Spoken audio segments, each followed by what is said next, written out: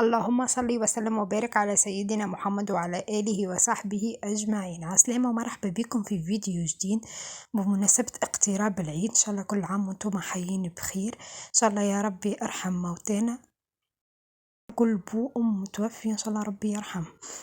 اليوم جيتكم بروسيت متاع غريبة حمص. تنسيوش تكملوا الفيديو للآخر، تشتركوا في القناة وتفعلوا الجرس باش يوصلكم كل جديد.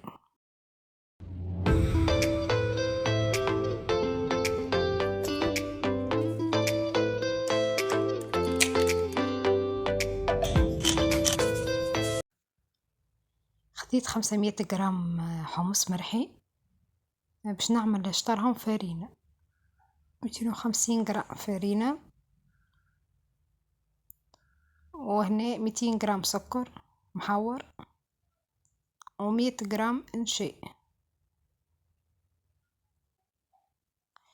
خديت 125 جرام زبدة، و 125 جرام زيت، معناها الزبدة والزيت شطر الحمص.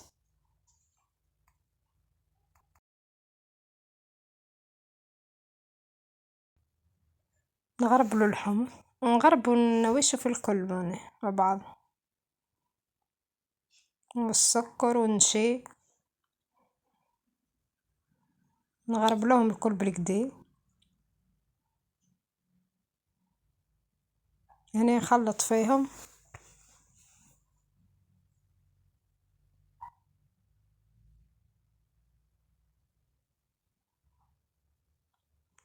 توا باش نصب الزبدة والزيت. الزبدة قبل ما توزنوها تحطوها تغلي على النار بالكدا، وتنحيولها كالحليب متاعها من فوق، خاطر الغريبة تفسد اذا ما تنحيوش الحليب. لا تصبر لكمش، لازم تغليوها بالكدا وتنحيولها الحليب ومن بعد توزنوا. هنا حسيتها الفرينة شربت تشرب معناها، زدتها 75 جرام زبدة ولا زيت تزيدوها. لازم تخدموها بالكدا بيديكم، اللي عنده ماكينة ينجم يحطها في الماكينة يخدمها بالكدا.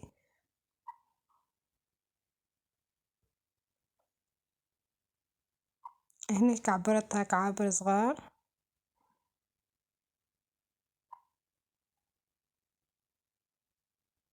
وباش نخليها ترتاح على الأقل ساعة في الفريجيدير. هنا باش نحلها، باش نعملها بالقالب وردة. تو باش نحلها بشوية غريبة عادي، كنت تتشقق العجينة معاكم عادي، تلموها بالسياسة ومن بعد باش نشكل. تو باش نشكلها بالقالب اللي عندي.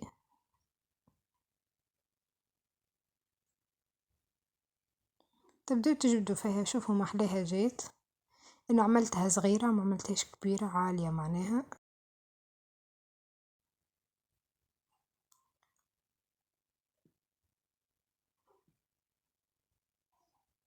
شكلها كيكة، شوفوا محلاها الوردة جات، منظرها مزيانة. وتكملوا العجينة كلها كيك. اذا تحبوا تعملوها عالية تعملوها عالية، انا اخترت نعمل لها كيكة ماهيش عالية برشا.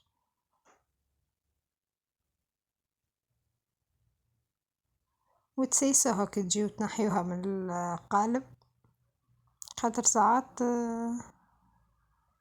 الوردة تفسد. هنا باش نعجنها مرة اخرى اللي بقات نلمها ونعاود نحلها ونشكلها.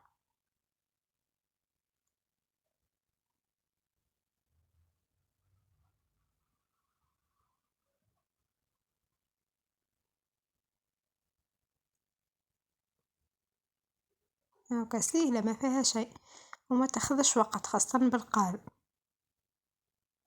وما غير ماكينة وما غير حتى شيء، جوست تحلوها وتنزلوا بالقالب وفي ساعة ما تاخذش برشا وقت.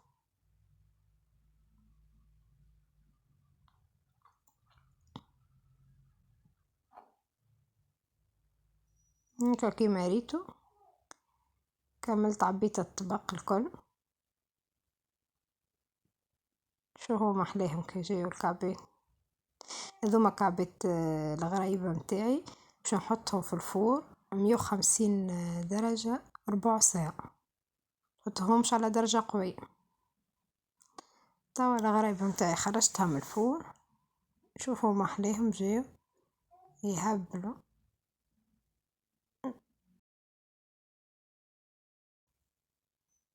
ما تمسوهمش وهما سخان خاطر تتفتفت، لازم تخليوها تبرد ومن بعديك تفرغوها. شوفوا الكعبات كيفاش جاو محلاهم، ماهمش ما تشققوش، ان شي يخلي الكعبة ما تشققش.